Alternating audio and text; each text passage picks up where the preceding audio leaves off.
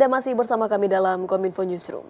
Pemirsa, jutaan data paspor diduga bocor dan diperjualbelikan. Informasi tersebut disampaikan oleh akun Twitter @sekdron dan atas adanya dugaan kebocoran data pribadi tersebut telah ditelusuri Kementerian Komunikasi dan Informatika. Kominfo juga akan berkoordinasi dengan pihak terkait serta akan merilis hasil temuan mereka.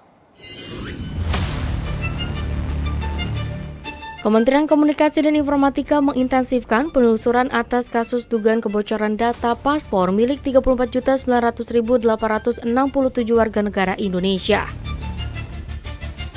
Direktur Jenderal Aplikasi dan Informatika Kemenkominfo Samuel Abrijani Pangerapan dalam siaran persnya menyatakan, hingga Rabu malam pukul 20 waktu Indonesia Barat, timnya masih bekerja menganalisis dan belum dapat menyimpulkan bahwa telah terjadi kebocoran data pribadi terkait kasus tersebut.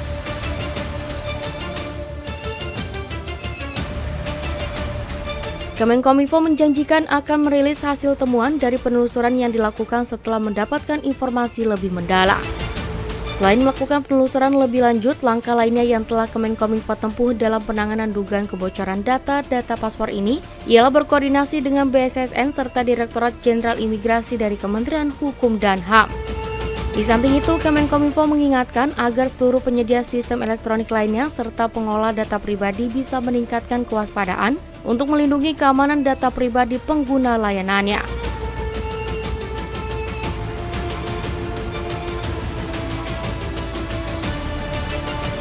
Sebelumnya, sebanyak 34 juta data paspor Indonesia diduga dibocorkan dan diperjualbelikan, di mana informasi tersebut diungkap oleh praktisi keamanan cyber Teguh Aprianto melalui cuitan di akun Twitternya @sekdron.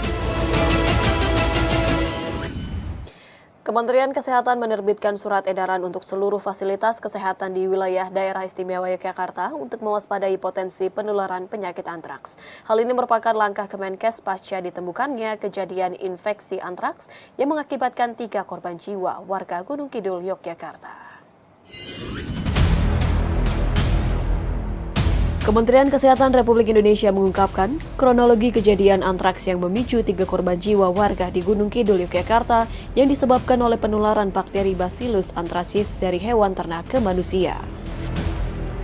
Direktur Pencegahan dan Pengendalian Penyakit Menular Kemenkes Republik Indonesia, Imran Pabudi, mengatakan bahwa peristiwa antraks ini ditandai oleh 5 kali rangkaian peristiwa kematian hewan ternak di lokasi setempat dalam kurun waktu dari Mei hingga awal Juni 2023.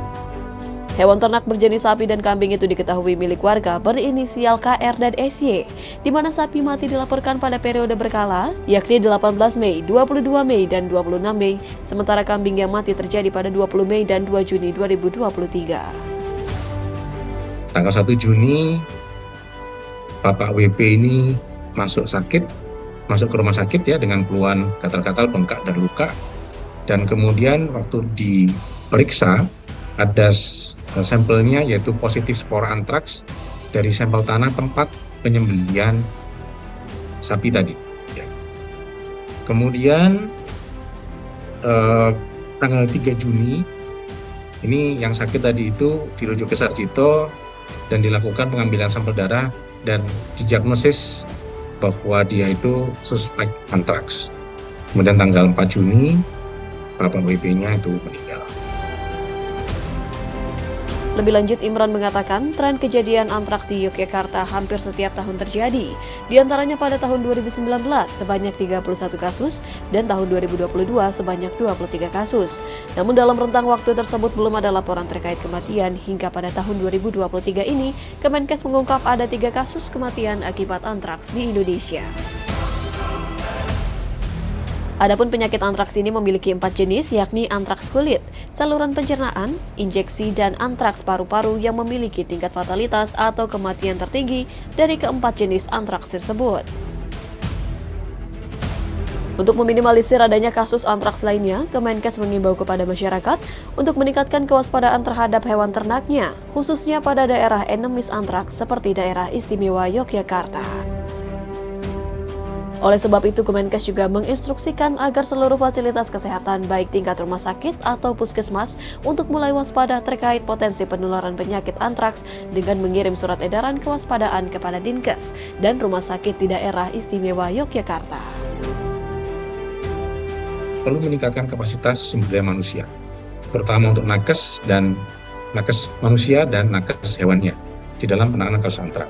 Karena dari audit yang kita lakukan, penyelidikan yang kita lakukan, itu sepertinya memang vaskes di sana perlu lebih aware ya, bahwa dengan gejala-gejala yang ada itu kita harus aware bahwa itu adalah antraks. Kemudian yang kedua adalah membuat media KIE dengan pendekatan yang lokal spesifik. Ini dilakukan oleh teman-teman di Promkes dan di Dinkes. Kemudian surat kewaspadaan sudah kita kirimkan pagi ini ke semua vaskes, semua sakit dan dinas di Jogja, kemudian pemantauan EBS dan SKDR untuk rumor-rumor yang terjadi, karena beberapa laporan itu kita terima bukan melalui laporan resmi tapi dari rumor. Kemudian pemberian pengobatan profilaksis kepada populasi terpapar. Ini nanti kita akan berikan ciprofloxacin 2 kali 500 mg selama 3-5 hari. Informasi lainnya pemirsa, PT Pupuk Kalimantan Timur menyelenggarakan kompetisi Business Case Competition guna mempersiapkan talenta pemimpin masa depan di era digital, khususnya keberlanjutan di bidang agribisnis. Gubernur Bank Indonesia saat membuka acara turut menyuarakan mengenai urgensi dari inovasi, sustainability, dan entrepreneurship di kalangan generasi muda.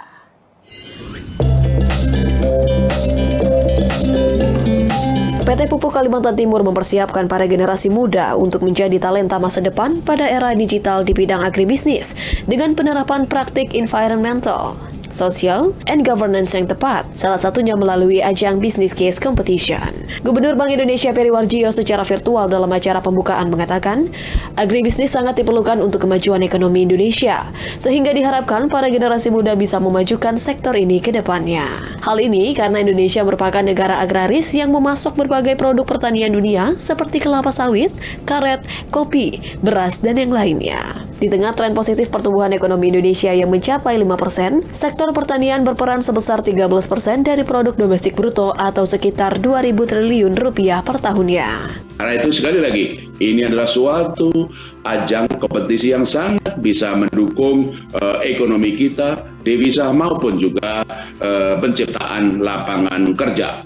Dan yang ketiga ini juga yang penting sekali, bahwa Tuhan mengajarkan kita selama COVID, bahwa ketahanan suatu bangsa, ketahanan suatu negara, ketahanan suatu ekonomi kita akan sangat tergantung pada bidang pangan, digitalisasi, dan juga energi. Sampai sekarang pun adalah ketahanan di 3 bidang itu, pangan, energi, dan digitalisasi, menjadi kunci bagaimana bangsa kita bersama bisa maju dan terus tumbuh semakin penting. Dalam mendorong sektor agribisnis, Gubernur Bank Indonesia Peri memberikan 3 urgensi di kalangan generasi muda. Pertama, urgensi inovasi di mana saat ini dan ke depannya, kreativitas dan cara-cara baru semakin diperlukan untuk bisa tumbuh dan hidup lebih baik. Kedua, urgensi keberlanjutan. Dalam memajukan ekonomi, keseimbangan dengan alam kini menjadi kian penting. Urgensi terakhir yakni kewirausahaan yang sangat dibutuhkan Indonesia, terutama di bidang agribisnis.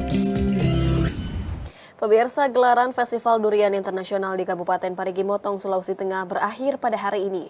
Rangkaian festival ditutup dengan parade tarian tradisional, parade hasil panen dari berbagai kecamatan, dan makan durian gratis. Penutupan festival juga dimanfaatkan oleh para pelaku UMKM untuk mengenalkan berbagai produknya ke masyarakat dan kepada para duta besar negara sahabat.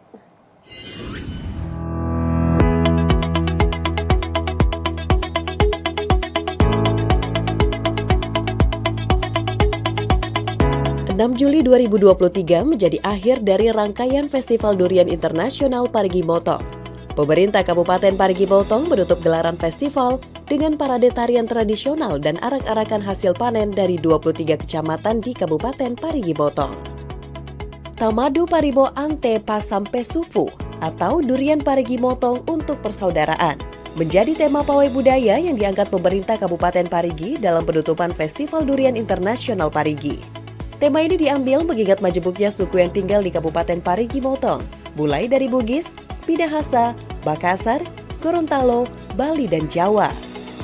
Setiap suku menarikan tarian daerahnya lengkap dengan busana daerah masing-masing di depan masyarakat umum dan para duta besar negara sahabat. Tidak berhenti di situ, pawai budaya dilanjutkan dengan pameran hasil panen dari 23 kecamatan. Setiap kecamatan membawa hasil panen buah menggunakan tandu, lengkap dengan hasil buah seperti rambutan, pepaya, mangga, buah naga, duku, dan durian. Pawai budaya diakhiri dengan makan durian gratis. Pemerintah Kabupaten Parigi Motong menyediakan sebanyak total 2.000 durian varian lato-lato dan motong bagi seluruh peserta festival. Penutupan Festival Durian Internasional Parigi Motong menjadi berkah tersendiri bagi 75 pelaku UMKM dan masyarakat lokal. Para pelaku UMKM menjajalkan berbagai olahan durian maupun non-durian bagi masyarakat, investor, dan eksportir yang datang. Produk yang ditawarkan para pelaku UMKM Parigi Motong cukup beragam, diantaranya camilan, sambal, dodol, gula cair sagu, aneka olahan ikan hingga minuman herbal. Namun, ada juga pelaku UMKM yang menjual bibit pohon durian. Kemeriahan pameran UMKM di Festival Durian Parigi Motong tidak lepas dari peran Dinas Koperasi dan UMKM Kabupaten Parigi Motong yang rutin melakukan pembinaan kepada masyarakat. Menurut Kepala Dinas Koperasi dan UMKM Parigi Motong, pembinaan yang dilakukan kepada masyarakat berupa ragam serangkaian pelatihan dari tingkat desa hingga kabupaten khususnya untuk olahan durian. Ketika itu kami pertama melaksanakan pelatihan. Kemudian di mana para pelaku UMKM yang di tingkat desa maupun kecamatan, kabupaten, kami mengundang untuk dilatih bagaimana untuk mereka mengelola beberapa produk-produk olahan durian yang ada di komoditi unggulan yang ada di Parigi Motong ini. Ramainya pengunjung disebut Sofiana Pandean menjadi tanda bahwa hasil pertanian Parigi Motong khususnya olahan durian begitu diminati oleh masyarakat sekitar Parigi Motong dan di luar Parigi. Sofiana Pandean berharap perputaran ekonomi bagi pelaku UMKM dalam festival durian ini dapat bermanfaat meningkatkan kesejahteraan masyarakat. Selain pameran UMKM, festival durian juga menjadi berkah petani durian. Lomba buah durian menjadi ajang yang ditunggu para petani. Kelas yang dilombakan tahun ini khusus durian jenis lokal, di mana pemenang dari lomba ini akan mendapatkan hadiah senilai puluhan juta rupiah. Itulah kemeriahan Festival Durian Internasional di Parigi Motong. Durian menjadi mesin mendulang cuan para petani di Parigi. Ditandatanganinya kerjasama antara investor dan petani menjadi awal bagi pengembangan komoditas durian Parigi. Jika Anda berkunjung ke Sulawesi, ingat Parigi, ingat durian Motong. Pemirsa, usai jeda kami akan mengajak Anda untuk berbincang lebih jauh tentang potensi pengembangan durian di Indonesia bersama dengan Prihasto Setianto selaku Dirjen Hortikultura Kementerian Pertanian. Tetaplah bersama kami.